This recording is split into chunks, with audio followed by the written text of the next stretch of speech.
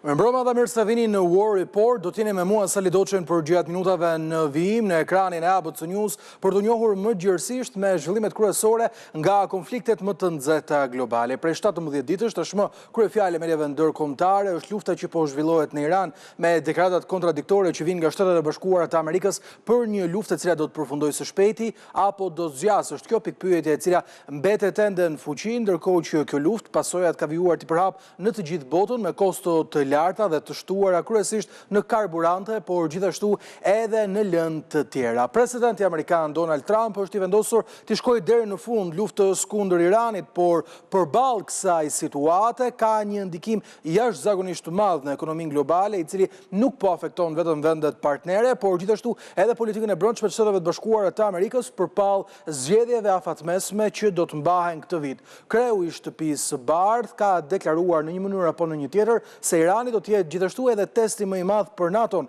Kreu i Shtëpisë së Bardhë është shprehur se pret që vendet anëtare të NATO-s të ndihmojnë Shtetet e Bashkuara të Amerikës për hapjen e ngushticës së Hormuzit. Donald Trump ka bërë presion ndaj vendeve të Aleancës Veriatlantike, duke thënë se është koha që të shohim nëse këto vende do të jenë pranë Shteteve të Bashkuara të Amerikës, njësoj siç Washingtoni ka qenë aty për to kur bëhet fjalë për Ukrainën, edhe pse mes Shteteve të Bashkuara të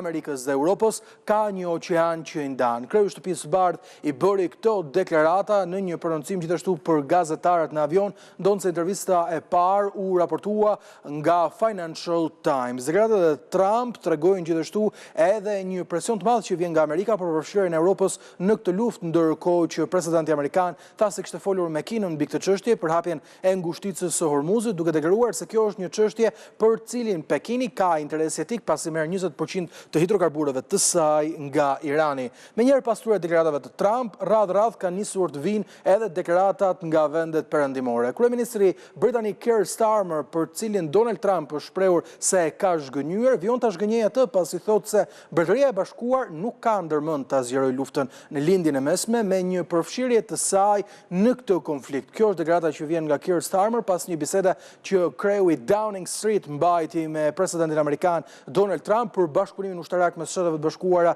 të Amerikës dhe Mbretërisë së Bashkuar sa i përket minimizimit të rreziqeve që vijnë nga Irani. Një tjetër kundërpërgjigje të fortë Donald Trump e mori pas ditën e kësaj të hënë nga kancelari gjerman Friedrich Merz, i cili tha se lufta që Shtetet e Bashkuara po zhvillojnë në Iran nuk është një luftë e NATO-s. Kancelari gjerman ka deklaruar gjithashtu se asnjë konvent apo nen i Organizatës Kombeve të Bashkuara apo Bashkimi Evropian apo qoftë edhe NATO-ja nuk e lejon ato që të përfshihen në këtë konflikt në mënyrë të drejtë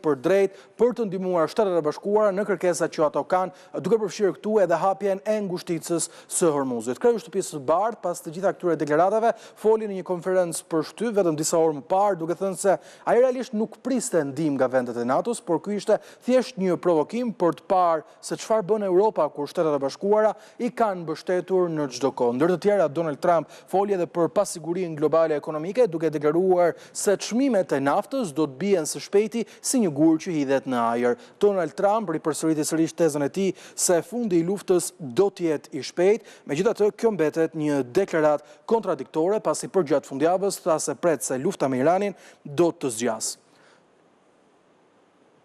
Ndërkohë, një mrekulli duhet thënë se ka ndodhur në Dubai, i cili po përballet vazhdimisht me sulmet e dronëve pikërisht nga ana e Iranit. Një dron ra mbrëmjen e djeshme duke dëmtuar një rezervuar karburanti dhe duke shkaktuar flak të mëdha e përpasoi pati një anulim fluturimesh. Kjo foto dëshmon se mrekullitë ekzistojnë pasi një avion i Emirateve të Bashkuara Arabe shihet teksa fluturon për në aeroportin e Dubait, ndërsa atje ka pasur një shpërthim të madh si pasojë e një goditje që është kryer nga dronët shahet të Iranit. Kjo foto është gjithashtu një dëshmi e gjallë e rrezikut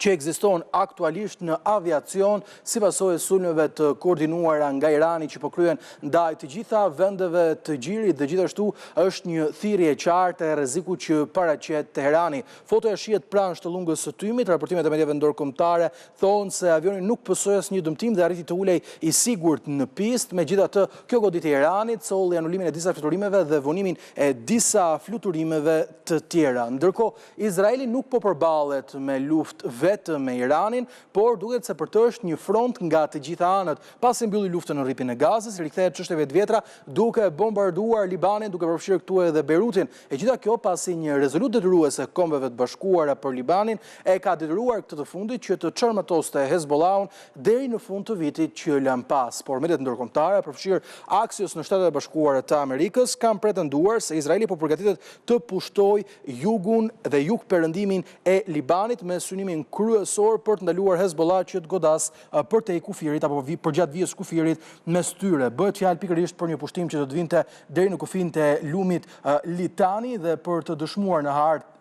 gjithçka nga sipërfaqe që unë po ngjyros me ngjyrën jeshile, do të ishte pushtimi apo pretendimi territorial që mund vi nga Izraeli, një pretendim i përkohshëm ky për të çarmëtosur të gjithë këtë grup i cili duhet thënë se financohet dhe merr armët e tyre pikërisht kryesisht duhet thënë nga vetë Irani. Ndërkohë do të ndalemi në të tjera zhvillime për të folur sërish për lindjen e mesme. Volodymyr Zelenski deklaroi se ai do të ishte i gatshëm të ndihmonte vendet arabe që të mbroheshin nga dronët Shahed të Iranit. Megjithatë, duket se kreu i shtetit Ukrainës ka kërkesa specifike për diçka të tillë. Ai ka deklaruar se nuk mund të ketë ndihmë nëse nuk ka para, ndihmë me teknologji apo armatime për miqtë arab të Trump. Deklaratat e Zelenskit vijnë pasi një grup ekspertësh nga Kievi sa i përket çështjeve të dronëve, interferimit të tyre dhe rrëzimit të dronëve Shahed të prodhuar nga Irani, bëritën në vendet e gjirit dhe në vendet e lindjes së mesme për të dhënë ekspertizën e tyre. Por tashmë kreu i Kievit ka deklaruar se për diçka të tillë,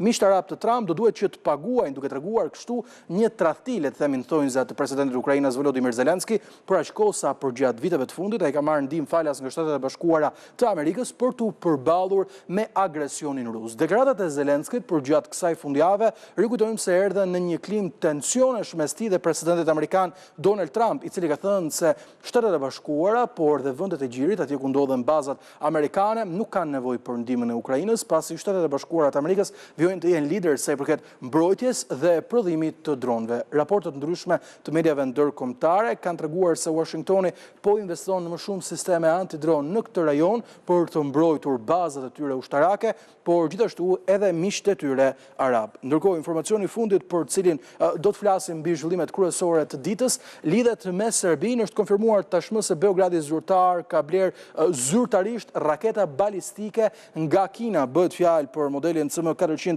AKG i prodhuar nga korporata kineze e shkencës dhe industrisë hapësinore. Është një raketë balistike air-tok supersonike, mund të mbajë një kokë shpërthyese me eksploziv deri 150 kg ose një kokë rakete deportuese 200 kg dhe ka një rezervëprimi deri në 400 km, duke të dëshmuar kështu se Beogradi po armatoset në pretendime të rreme se një aleancë ushtarake mes Shqipërisë, Kroacisë dhe Kosovës do të ishte një kërcënim për vetë Beogradin. Zhvillimet vinë në të njëjtën kohë teksa Serbia ka bler armatime të ndryshme duke përfshirë Izraelin, avionet Rafale nga Franca, por ka një distancim të saj me Rusinë që është vërejtur për gjatë muajve të fundit, duke parë edhe zhvillimet kryesore me vrasjen e kreut të armatimeve serbe në Moskë, një ngjarje kjo e cila ishte kudo në mediat ndërkombëtare. Ishte kjo një pasqyrim i zhvillimeve kryesore të ditës dhe fundjavës që lëm pas. Do të ndalemi mbrëmjen e sotme për të diskutuar në program Iranin si sfida më e madhe për NATO-n dhe një Donald Trump i cili thotë se është koha që të testojë mbështetjen e perëndimit ndaj Washingtonit. Të gjitha këto me një herë vetëm pas siglës.